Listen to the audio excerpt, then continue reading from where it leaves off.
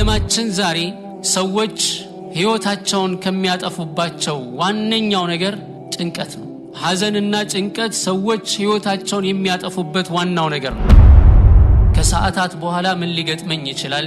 ከደቂቃዎች በኋላ ምን ሊገጥመኝ ይችላል? ከቀናት፣ ከሳምንት፣ ከዓመታት በኋላ ምንድነው የሚሆነው? እኔስ ምን እበላለሁ? ከስቲ ስራ ከተባረርኩ ምን ስራ አገኛለሁ? ልጆቼስ ምን ይሆናሉ? እነዚህና የመሳሰሉ ጭንቀቶች ናቸው ማለት ነው። ዱንያ ላይ ሳይፈተን አልጋ በአልጋ ሆኖ ወደ አኺራ የሄደ ማንም የለም። ስትታመም አስታውስ እነማን ታመዋል እስቲ ከምርጥ ሰዎች ከኔ በኢማናቸው የተሻሉ በእውቀታቸው የተሻሉ አላህ ዘንድ በጣም የቀረቡ የሆኑ ስንትና ስንት ሰዎች ታመዋል። ማንን ታስታውሳለህ? ጠይቅ ራስህ። ስለዚህ ለነሱ ያልቀረው ነገር ለኔ ሊቀርልኝ አይችልም። አላህ ሱብሓነሁ ወተዓላ ይሄ ነገር እንዲደርስብን የሚያደርገው በደረጃ ከፍ እንድንል ስለሚፈልግ ሊሆን ይችላል። ሰብር በማድረግ ኢብቲላ መሆኑን አውቀን ሰብር ስናደርግ የሚመጣብንን ነገር ችለን ስንቀበልና ወደ አላህ ሱብሓነሁ ወተዓላ ስንመለስ አላህ ምን ያደርጋል? ደረጃችንን ከፍ ያደርገዋል ማለት ነው። ሐዘንና ጭንቀት የሰው ልጅ በጣም አደገኛ በሽታዎች ናቸው። በዱንያ ላይ ጭንቀት ባይኖርበት የሰው ልጅ፣ ሐዘን ባይኖርበት የሰው ልጅ ዱንያ ላይ እኮ በተረጋጋ መንፈስ መኖር ይችላል፣ ሰላም ሆኖ መኖር ይችላል።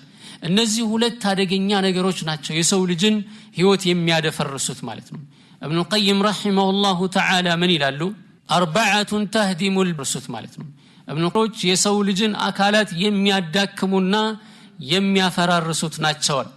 አንደኛ አልህም ጭንቀት ነው፣ ሁለተኛው ሐዘን ነው፣ ሶስተኛው ረሃብ ነው፣ አራተኛው እንቅልፍ ማጣት ነው። እነዚህ ነገሮች የሰው ልጅን አካላት የሚያዳክሙ ናቸው። ሐዘን የሚባለው ብዙ ጊዜ ባለፈ ነገር ላይ ነው የሚመጣው። ሐዘን ሲባል የሰው ልጅ በህይወቱ ውስጥ ያለፉበትን ነገሮች ሁሉ ያስታወሰ የሚከነከንበት የሆነ ባህሪ ነው። ሀም የሚባለው ደግሞ የወደፊት ህይወቱን በማሰብ የሚጨነቅበት ነው። ከሰዓታት በኋላ ምን ሊገጥመኝ ይችላል? ከደቂቃዎች በኋላ ምን ሊገጥመኝ ይችላል? ከቀናት፣ ከሳምንት፣ ከዓመታት በኋላ ምንድነው የሚሆነው? እኔስ ምን እበላለሁ? ከስቲ ስራ ከተባረርኩ ምን ስራ አገኛለሁ? ልጆቼስ ምን ይሆናሉ? እነዚህና የመሳሰሉ ጭንቀቶች ናቸው ማለት ነው። አላህ ሱብሓነሁ ወተዓላ ይህንን ባህሪ በሰው ልጆች ላይ ሲያደርግ እንደ ብርታታቸውና እንደ ጥንካሬያቸው ደግሞ አላህ ሱብሓነሁ ወተዓላ አጅርን አዘጋጅቶላቸዋል ማለት ነው። በዓለማችን ዛሬ ሰዎች ህይወታቸውን ከሚያጠፉባቸው ዋነኛው ነገር ጭንቀት ነው።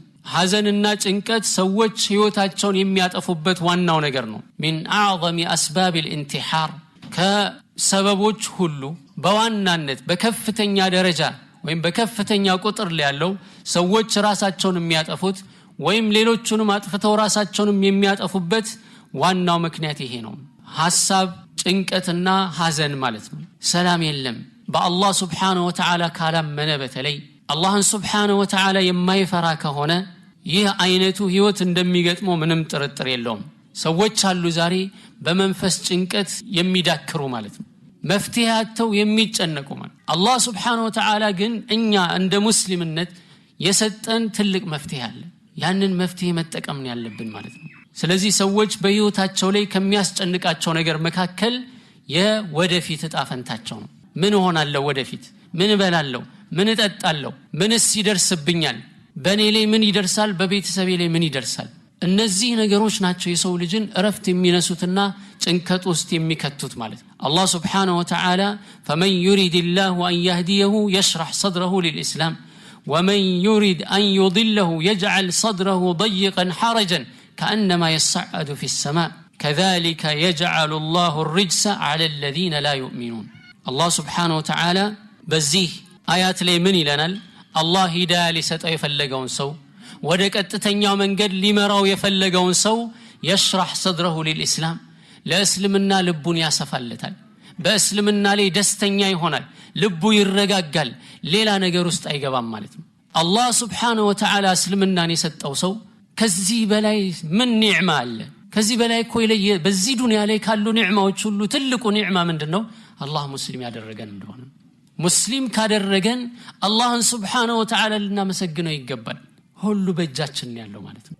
يشرح صدره للإسلام ومن يريد أن يضله ليأتمو يفلقون صدقمو يجعل صدره ضيقا حرجا لبون يتتأبب شقار يدرقوال يتشقاقر يدرقوال كأنما يصعد في السماء وده سماء دم يوطن أكسجين انداترو مالت كذلك يجعل الله الرجس على الذين لا يؤمنون بالنزا بما يامنو سوچ لي الله سبحانه وتعالى እንደዚህ አይነት ርክሰትን በእነሱ ላይ ነው የሚያደርገው ስለዚህ እነዚህ ሁለት አደገኛ በሽታዎች በጣም ልንጠነቀቃቸው የሚገቡ ናቸው ለዚህ ነው የአላህ መልእክተኛ ነብዩ ሰለላሁ ዐለይሂ ወሰለም ሁሉ ጊዜ ከነዚህ ሁለት በሽታዎች አላህ እንዲጠብቃቸው ዱዓ ያደርጉ ነበር አነስ ኢብኑ ማሊክ ረዲየላሁ ዐንሁ ምን ይላል قال كان النبي صلى الله عليه وسلم يقول يا الله ملكتنيا نبي صلى الله عليه وسلم يلو نبرال اللهم إني أعوذ بك من الهم والحزن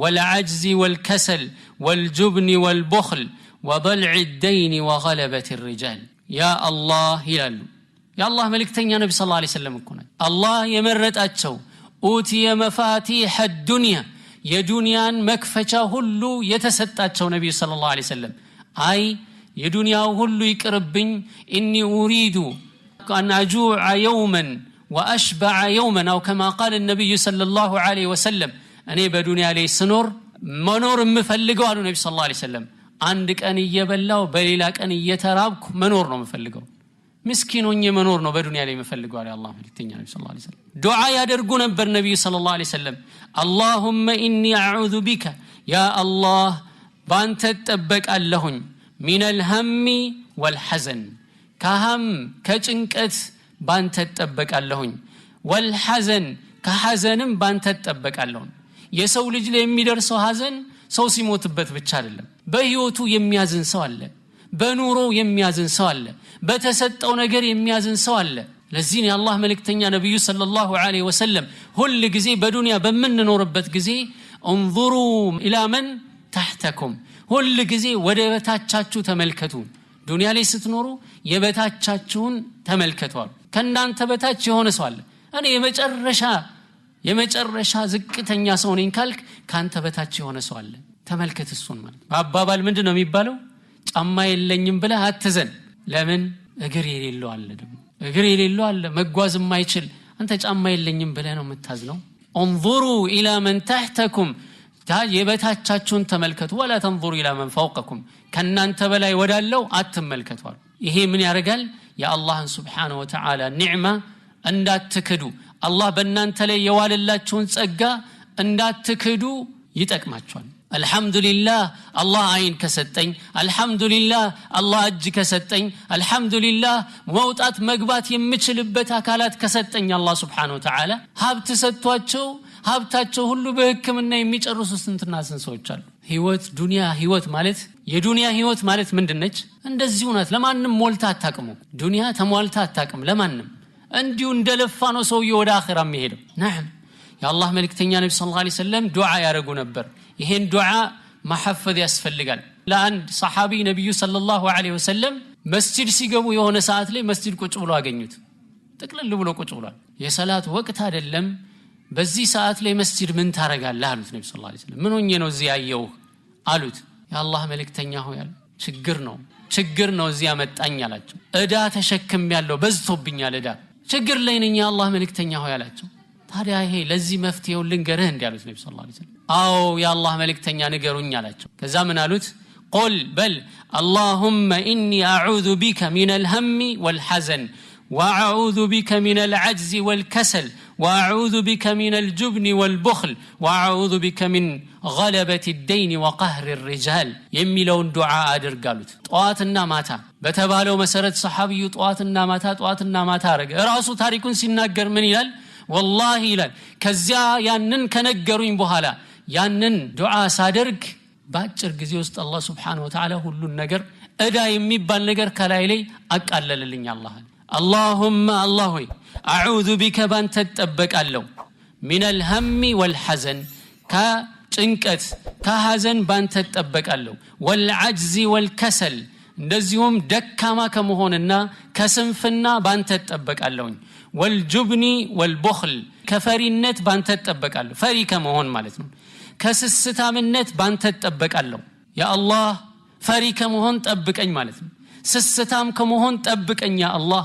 ወضلع الدين وغلبة الرجال ከእዳ ሸክምና ከእዳ ጣጣዎች ባንተ ተጠብቃለሁ። እዳ በኔ ላይ ሸክም ከሚሆንብኝ ጠብቀኝ አንተ። እንደዚሁም ወንዶች በኔ ላይ የበላይ ሆነው እንደፈለጉ ከሚያሽከረክሩኝ አላህ ጠብቀኝ በሚል የአላህ መልእክተኛ ነብዩ ሰለላሁ ዐለይሂ ወሰለም ዱዓ ያደርጉ ነበር። ሐምና ሐዘን፣ ሐሳብ፣ ጭንቀትና ሐዘን ሁሉ ጊዜ ከሰው ልጅ ላይ የማይነጠሉ ነገሮች ናቸው። ህመም ናቸው በሰው ልጅ ልብ ውስጥ የሚመላለሱ። ከነዛ በመነሳት አካልን የሚጎዱ የሚያሽመደምዱ ናቸው። ታዲያ ባረከላሁ ፊኩም ዋና መሰረታዊ የሆነ ከነዚህ ነገሮች አንፃር ልንከተላቸው የሚገቡ የህይወታችን መርሆች አሉ።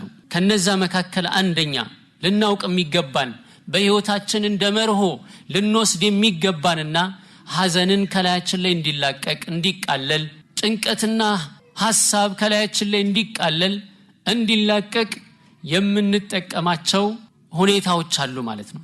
እነዚህ ነገሮች ሁሉ ጊዜ በህይወታችን ሳለን የምንጠቀማቸው ከሆነ ከመምጣታቸው በፊት መከላከል የምንችልበት ነው ማለት ነው። ከነዛ መካከል አንደኛ ልናውቅ የሚገባን አዱንያ ዳሩ ብትላ፣ ዱንያ ማለት የፈተና አገር ናት። ይሄን ልናውቅ ይገባል። ዱንያ ላይ ሳይፈተን አልጋ በአልጋ ሆኖ ወደ አኺራ የሄደ ማንም የለም።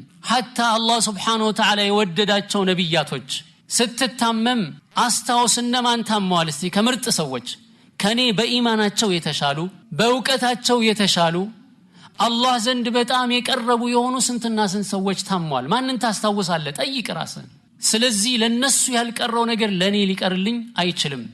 ዱንያ ዳሩ ብትላ ነችና ማለት በዲንህ መከራ ሲደርስብህ በዲናቸው መከራ የደረሱባቸው ሰዎች እነማን ናቸው? መለስ በልና አስታውስ። በሚያደርጉት ወደ አላህ Subhanahu Wa Ta'ala በሚያደርጉት መቃረብ፣ በሚሰሩት ዒባዳ፣ ዲናቸውን አጥብቀው በመያዛቸው ሙሲባ የደረሰባቸው ስንትና ስንት ሰዎች ናቸው። አንተ ያ ሙሲባ ሲደርስብህ እነዛን ሰዎች አስታውስ። ሰሃባዎች ምን ነበሩ? ለሰሃባዎች ነብዩ ሰለላሁ ዐለይሂ ወሰለም የነገሯቸው ምንድነው? ለቀድ ካነ ሚን ቀብሊኩም ሰዎች ነበሩ ከናንተ በፊት በእምነታቸው ሰበብ በመጋዝ ሁለት ቦታ የሚሰነጠቁ ነበሩ። ካፊሮች በመጋዝ እየገዘገዙ ሁለት ቦታ ሰውነታቸውን ይሰነጥቁታል። ይሄ ከኢማናቸው አይነቀንቃቸውም። የብረት ሚዶ በስጋና በአጥንታቸው መሃል ይሰቀሰቃል፣ ከእምነታቸው አይነቀንቃቸውም። በዲን ላይ ሙሲባ ሲመጣ እንደነዚህ አይነት ሰዎችን አስታውስ። በዱንያ ላይ ሙሲባ ሲመጣ፣ በአካል ላይ ህመም ሲመጣ፣ ችግር ሲመጣ ምንድነው ካሁን በፊት የነበረው የሚለውን አስታውስ። በመጀመሪያ በራስህ ላይ ሐኪም ቤት ሄዶ ሰውየው ተመርምሮ ደም ግፊት አለብህ ከተባለ፣ ስኳር አለብህ ከተባለ፣ የሆነ በሽታ አለብህ ከተባለ ዱንያ ትገለባበጣለች። ነገር ግን መለስ በልና አላህ Subhanahu Wa Ta'ala ምን ያህል አመት በጤንነት እንድትኖር አድርጓል። ያንን ማሰብ ያስፈልጋል። እንደገና ደግሞ እኔ እንደዚህ ልታመም እንጂ ከኔ በፊት ስንትና ስንት ሰዎች ታመዋል። እንዲያውም የአላህ ባሪያ የሆኑ ሰዎች በቅርብ ጊዜ ከነበሩት እነ ሼኽ ኢብኑ ዑሰይሚን እነ ሼኽ ኢብኑ ባዝ ሌሎቹንም ስንመለከት እንዲያውም ወደ አውሮፓ ሀገር ሄደው ይታከማሉ። የሆነ ህመም መድኃኒት አለ ይወስዳሉ። ያ መድኃኒት ከዚህ ከካንሰር በሽታ ያድኖታል ተብለው ሲነገሩ ስለ መድኃኒቱ ነው የጠየቁት። መድኃኒቱ ምንድነው? ምን አይነት ነው? ከዛ በኋላ ይሄ መድኃኒት ከወሰዱ ጸጉር የሚባል ሰውነቶት ላይ አይኖርም ሲባል ምንድነው ያሉት? ይሄ መድኃኒት ወስጄ ጸጉር የሚባል ላይ አይኖርም፣ ጺሜንማ አራግፌ አላህ ፊት አልቀርብም ይቀርብኛል። ይሄ መድኃኒት ወስጄ ጺሜ የተራገፈ ሆኖ በባዶ ጺም ሳይኖርኝ ወደ አላህ መሄድ አልፈልግም፣ ሞት ይሻለኛል። ሞት አይቀርም ያው ሞቱ። ከዛ በፊትም እንደዚሁ ማለት ነው። የነብያቶችን ታሪክ ተመልከት። ምርጥ የአላህ ባሪያዎች ተፈትነዋል። ዱንያ ላይ ፈተና የማይቀር ነው። አዱንያ ዳር ብትላ የፈተና አገር ነው ዱንያ ማለት። የሰው ልጅ ሁሉ ይፈተናል። ሐዘን ይኖርበታል፣ ጭንቀት ይኖርበታል። ነብዩ ሰለላሁ ዐለይሂ ወሰለም ከመካ ወደ መዲና አልተሰደዱም። ሰሃባዎች ከመካ መዲና በተሰደዱ ጊዜ ምንድነው የገጠማቸው? ወባ የሚባል በሽታ ማለት ነው። ሁማ እያንዳንዱ ሰው እንደዚህ እየተርገፈገፈ ማለት ነው። የመዲናን አየር መልመድ አቅቷቸው ማለት ነው። ኩሉም ሙሰበሑን ፊ አህሊ والموت اقرب من شراك نعله ይያል። እያንዳንዳችን ሞታችን ከጫማ ማሰሪያችን ለኛ የቀረበ ነው ይያሉ ነብዩ ሰለላሁ ዐለይሂ ወሰለም ታመዋል፣ ተጨንቀዋል። ሰሃባዎች ከነብያቶች መካከል በህመም የተሰቃዩ ማንን ታውቃለህ? ከዛ ራስ ምታትህን በዛ ቀይሰው፣ ደም ግፊትህን በዛ ቀይሰው፣ ስኳሩን በዛ ቀይሰው፣ በምንስ ተፈወሱ ከዛ በኋላ ደግሞ የነሱን ስራ ወሰድ በእንደዚህ አይነት መልኩ ህይወትን ልትመራ ነው የሚገባው ዱንያ ግን ሁሉ ጊዜ ምንድናት ዳሩ ኢብቲላእ ናት እንዲያውም ካልክ أشد الناس بلاء الأنبياء እንዲያውም በዱንያ ላይ ከሚደርሱ ፈተናዎች ሁሉ ከባዱ ፈተና ማን ላይ ነው ያለው ከባዱ ፈተና ነብያቶች ላይ ነው ثم الامثل فالامثل ከዚያ በኋላ ነብያቶችን ለመምሰል ነብያቶችን ለመከተል የሚጣጣረው እንደ ኢማኑ ጥንካሬ ፈተናውም ይበዛል ይሄን ነው አላህ Subhanahu Wa Ta'ala ያለው احسب الناس ان يتركوا ان يقولوا آمنا وهم لا يفتنون ሰዎች ያስባሉ እንዴ ይመስላቸዋል እንዴ አምነናል ሙእሚኖች ነን ያአላህ ወዳጆች ነን የተውሂድ ሰዎች ነን የነብዩ ሰለላሁ ዐለይሂ ወሰለም ሱና ነው ምንከተለው በማለት ብቻ ዝም ብለው መተው ይፈልጋሉ ان يتركوا ان يقولوا آمنا وهم لا يفتنون ولقد فتنا الذين من قبلهم فليعلمن الله الذين صدقوا ولا يعلمن الكاذبين በርግጥም ካሁን በፊት የነበሩትን ሰዎች ፈትነናቸዋል አይቀርም ፈተና ማለት ነው እውነተኞችና ውሸተኞች የሚለዩበት ነውና ديما الله سبحانه وتعالى بليل آيات لمن لنا ولنبلونكم بشيء من الخوف والجوع ونقص من الأموال والأنفس والثمرات وبشر الصابرين برقت من فتناتشوالن كفرحات كرهاب ديوم جنزب ديت أفا دي قول لكم بمادرك نفس دي قول بمادرك زر ديت أفا بمادرك بمساسلوت فتناتشوالن الله سبحانه ونقص من الأموال والأنفس والثمرات وبشر الصابرين سلزي الدنيا ዳሩ ኢብቲላእ ዱንያ የፈተና አገር ነች ይሄን ወቅ ይሄ ምን ያረጋል ሐዘኑን ያቀለዋል ይሄ ምን ያረጋል ጭንቀቱን ያቀልልሃል ማለት የፈተና አገር ነው ስለዚህ የደረሰብኝ ነገር አላህ Subhanahu Wa Ta'ala ሊፈትነኝ ነው ማለት ስለዚህ ፈተና ከሚያልፉት ሰዎች መሆን አለብኝ ለዚህ ነው ነብዩላህ ሱለይማን አላህ Subhanahu Wa Ta'ala ጸጋውን ሁሉ ሲያሳያቸው የንግስቷን ዙፋን በሰከንድ መጥቶ አጠገባቸው ቁጭ እንዲል ሲያረግላቸው ምንድነው ያሉት هذا من فضل ربي ይህ የጌታዬ ውለታ ነው የጌታዬ ትሩፋት ነው ليبلوني أأشكر أم أكفر لفتنኝ አላህ Subhanahu Wa Ta'ala أأشكر أم أكفر ከሚያመሰግኑት ነኝ ወይንስ ከሚክደው አመሰግናለሁ ወይስ ክዳለሁ አላህ Subhanahu Wa Ta'ala ሊፈትነኝ ነው ለዚህ ኢብቲላ የማይቀር ነው ማለት ነው ሁለተኛ የህይወታችን መርሆ ልናረግ የሚገባን ሁሉ ጊዜ ልናውቅ የሚገባን የሚደርስብን መከራ ጭንቀት ሐዘን እነዚህ ሁሉ ነገሮች ከሁለት አንድ አይወጡም አንደኛ የሰራነው ወንጀል ነው በሰራነው ወንጀል ቅጣት እየደረሰብን ነው ምናጠፋቸው ትልቅም ይሁን ትንሽ ወንጀሎች አሉ እነዛ ወንጀሎች ሰበብ አላህ Subhanahu Wa Ta'ala እየቀጣን ነው በዱንያ ያ ሊሆን ይችላል ሰበቡ ለዚህ መፍትሄው ምንድነው استغفار ማድረግ ነው ወደ አላህ Subhanahu Wa Ta'ala መመለስ ነው ብዙ ጊዜ ሰዎች ሙሲባ ሲደርስባቸው ወደ ራሳቸው አይመለሱም አብዛኛው ሰው በሌላ ሰው ላይ ነው የሚያላክከው እሱ ነው እንደዚህ ያረጋኝ በሱ ሰበብ ነው እንደዚህ የሆንኩት በሷ ሰበብ ነው እንደዚህ የሆንኩት በወንጀሌ ነው የሚል ማንንም የለም ስለዚህ በህይወታችን ላይ እንደመርሆ ልንይዘው የሚገባው ምንድነው እሱ በመንሰራው ወንጀል እየተቀጣን ሊሆን ይችላል ችግር ከሆነ ረሃብ ከሆነ ድህነት ከሆነ ስቃይ ከሆነ መከራ ከሆነ ሐዘን ከሆነ ሙሲባ የሚደራረብብን ከሆነ ይሄ ነገር የምሰራው ወንጀል የሚያስከትልብኝ አደጋ ሊሆን ይችላል ብሎ ማመንና ወደ ራስ መመለስ ያስፈልጋል አላህ Subhanahu Wa Ta'ala ምንድነው የሚለው ظهر الفساد في البر والبحر بما كسبت ايدي الناس በምድር ላይ በየብስ ላይ በባህር ላይ ፈሳድ ተስፋፋ ጥፋት ተስፋፋ بما كسبت ايدي الناس የሰዎች እጅ በሰራቸው ጥፋት ማለት ነው እጆቻችን በሰራቸው ጥፋት ليذيقهم بعض الذي عملوا በሰሩት ከፊል ጥፋታቸው ማለት ነው ሁሉም አይደለም በከፊል ወንጀላቸው አላህ ሊያቀምሳቸው ሊቀጣቸው ሲፈልግ የሚያደርገው ነው لعلهم يرجعون ይመለሱ ዘንድ ወደ አላህ እንዲመለሱ ማለት ነው ስለዚህ የሚደርስብን የተለያዩ መከራዎች ሙሲባዎች ማንኛውም አይነት እማን ወደው ነገር በእኛ ላይ ሲደርስብን አንዱ ምንድነው ሰበቡ በሰራነው ወንጀል ነው ማለት ነው ሁለተኛ አላህ Subhanahu Wa Ta'ala ይሄ ነገር እንዲደርስብን የሚያደርገው በደረጃ ከፍ እንድንል ስለሚፈልግ ሊሆን ይችላል ሰብር በማድረግ ኢብቲላ መሆኑን አውቀን ሰብር ስናረግ የሚመጣብንን ነገር ችለን ስንቀበልና ወደ አላህ Subhanahu Wa Ta'ala ስንመለስ አላህ ምን ያደርጋል ደረጃችንን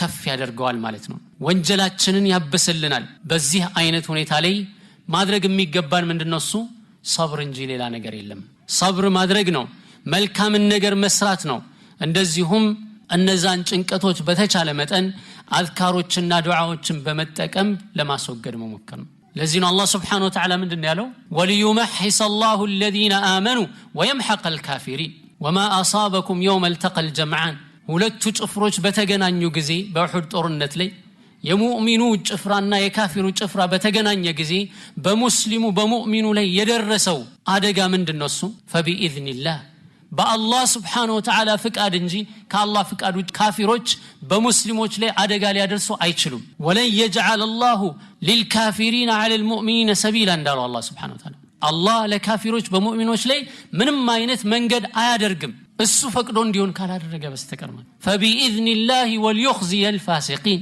ፋሲቆችን ሊያዋርድበት ነው ያ ሙሲባ የደረሰው ለምንድነው እሱ ሙእሚኖችን ሊለይበት ካፊሮችንም ሊለይበት ሙናፊቆችም እንዲለዩበት ተፈልጎ ነው እንደዚሁም አላህ Subhanahu Wa Ta'ala ምን አለ ወልዩመሕስ الله الذين آمنوا ويمحق الكافرين አማኞችን ሊያጠራቸው ማለት ነው ንጹህ ሊያደርጋቸው ተምሒስ ነው ሌላው ደግሞ አላህ ከኛ ምን ሲፈልግ ነው ተضرع እንድናረግ ሲፈልግ ነው فلولا إذ جاءهم بأسنا تضرعوا ولكن قست قلوبهم ለምንድነው የኛ አደጋ በእነሱ ላይ ሲደርስባቸው ለምን ራሳቸውን ዝቅ አያደርጉም ለምን አያዋርዱም ስለዚህ ሙሲባ ጭንቀትና መከራ ሲደርስ ዞር ብለህ ተመልከት ከአላህ ጋር ያለኝ ግንኙነት ምን ያህል ነው ምን ያህል ዚክር አደርጋለሁ በቀን ውስጥ ምን ያህል ዒባዳዬ ላይ ትኩረት አደርጋለሁኝ በዱንያ መሽጉል ሆኜ ነው ስራ ነው ጧትና ማታ የዱንያ ሒሳብ ነው ጧትና ማታ ስለዚህ አላህ እየኮረኮመኝ ተመለስ ይያለህ ነው ማለት ለምንድነው ማይመለሱት አለ ሙሲባ ሲደርስባቸው በሌላ ነገር ያላከካሉ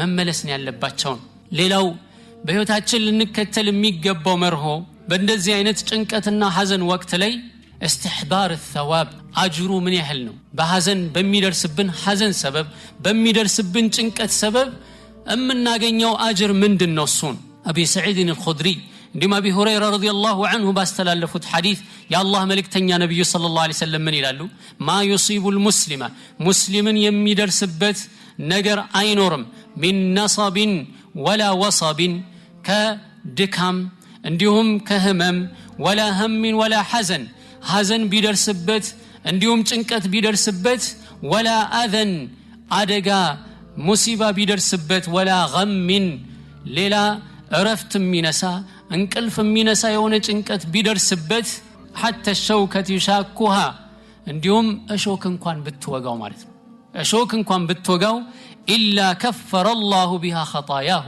الله سبحانه وتعالى ወንጀሉን ቢያራግፍለት እንጂ እንዲሁ የሚተው አይደለም ሙእሚን የሆነ ሰው ማንኛውም ነገር ቢደርስበት በዛ ወንጀሉ ይራገፋል ስለዚህ በህይወታችን ልንይዘው የሚገባው መርሆ ምንድነው እሱ ይሄ ነገር ሲመጣብን ሐዘን ጭንቀት ሲመጣብን አጅሩ ምን ያህል ነው ከአላህ አጅሩን መተሳሰብ ማለት ነው የሰው ልጅ በሚደርስበት መከራና የሚደርስበት መከራና ጭንቀት ሐሳብና ሐዘን አስቦ አላህ Subhanahu Wa Ta'ala በዛ ሰበብ ያዘጋጀለትን አጅር ቢያቀው ኖሮ ይላሉ በዛ በሚደርስበት አደጋና ሙሲባ ጭንቀትና ሐዘን የሚከተለውን አጅር ቢያውቅ ኖሮ አጅሩን ቢያውቀው ኖሮ ያ አላህ ሌላም ጨምርልኝ ይል ነበር አንድ ሐዘን ሲደርስበት ምን ያህል አጅር እንደሚያገኝ ሰብር በማድረጉ ቢያውቀው ኖሮ ያ አላህ ሌላም ጨምርልኝ አሳምመኝ ያ አላህ የተቸገረ ሰው አርገኝ ያ አላህ አስርበኝ ያ አላህ ጭንቀት ላይ በጭንቀት ላይ ጭንቀትን ጨምርብኝ ብሎ አላህን ይለምን ነበር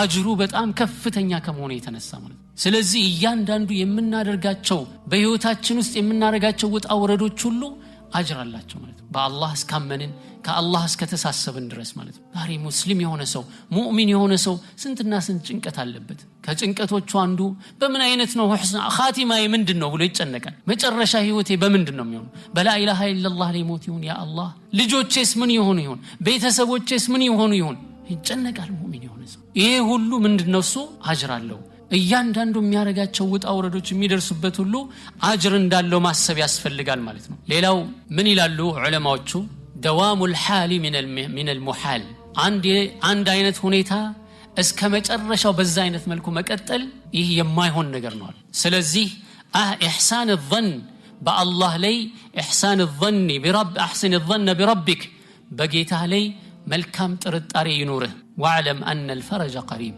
ግልግል ቅርብ ነው ጭንቅ ቢደርስ መከራ ቢደርስ ምን አለ ግልግል አለ ያ ደግሞ ወዲያው የሚመጣ ቅርብ የሆነ ነገር ነው ሩቅ የሆነ ነገር አይደለም ስለዚህ ሙሲባ ሲደርስ በቃ አለቀልኝ ከዚህ በኋላ ምንም መውጫ የለኝም አትበል በአላህ ላይ ሙሉ ተስፋ ይኑርህ በአላህ ላይ ሙሉ ተስፋ ይኑርህ ትጠቀምበታለህ ማለት ነው ሐዲስ ላይ አላህ መልእክተኛ ነብዩ ሰለላሁ ዐለይሂ ወሰለም ምን ይላሉ ወዕለም አነ الفرج مع الكرب وان مع العسر يسرا ከጭንቀት ጋር بعد እንኳን አላለም አነ الفرج بعد الكرب አላለም مع الكرب ነው ከጭንቀት ጋር ግልግል አለ አብሮ ጭንቅ ሲመጣብህ አስከትሎ በዛው ከዛው ጋር ተያይዞ ምን አለ መገላገል አለ وان مع العسر يسرا ከጭንቅና ከመከራ ጋር ምን አለ መግራራት አለ ማለት የተያያዙ ነገሮች ናቸው ሰውየው ሙሲባ ሲደርስበት እስከ መጨረሻው ህይወቱ በዛ ይቀጥላል ማለት አይደለም ጭንቀት ሲደርስበት ይሄ እስከ መጨረሻ ይቀጥላል ማለት አይደለም ይቀያየራል ለዚህ ነው ዱንያ ሁሉ ጊዜ ደሃ የነበረው ሀብታም የነበረው ደሃ ተራ የነበረው ባለስልጣን የነበረው እስር ቤት ሲገባ መታየው ማለት ነው ነዓም ስለዚህ በአላህ Subhanahu Wa Ta'ala ላይ መልካም ጥርጣሬ ሊኖረን ይገባል ማለት ነው الله سبحانه وتعالى كل يوم هو في شأن أبي الدرداء رضي الله عنه من دن يالوت من شأنه يا الله سرى من دن نسو أن يغفر ذنبا وانجلن يمرال بيكأنو ويفرج كربا تنكني جلال بيكأنو ويرفع قوما يتوسن صوتشن ودلا يكفي درجال ويخفض آخرين